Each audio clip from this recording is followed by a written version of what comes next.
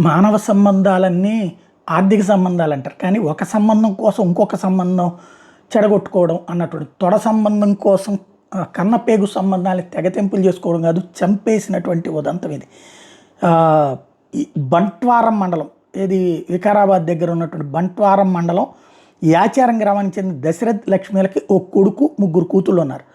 చిన్న కూతురు సురేఖ సంగారెడ్డిలో ప్రైవేట్ ఆసుపత్రిలో నర్సుగా పనిచేస్తుంది. అక్కడ ఒక యువకుడితో ప్రేమలో పడింది.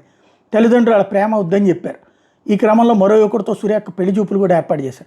పెళ్లి చూపుల నుంచి తప్పించుకోవడానికి మోకాళ్ళ నొప్పులకి అని చెప్పి తల్లిదండ్రులకు ఆదివారం వేరువేరుగా విషం ఇంజెక్షన్ ఇచ్చేసింది. అది చనిపోయాక ఇద్దరిని ఇంట్లో ఒకే చోట పడుకోబెట్టింది.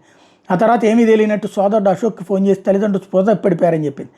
పోలీసులకు కంప్లైంట్ చేసేటప్పటికి విచారణ చేయబడితే కుమార్తె సురేఖ వాళ్ళని చెప్పిన నిర్ధారణ అయింది. నిందితురాలను పోలీసులు అదుపులో తీసుకున్నారు. కన్న తల్లిదండ్రుల్ని లవ్వర్ని పెళ్లి చేసుకోవడం కోసం అని చెప్పేసి చంపినటువంటి ఉదంతం ఎటువైపుకి చూడాలా ఏంటి అసలు సమాజం అనేది అర్థం కాని పరిస్థితి.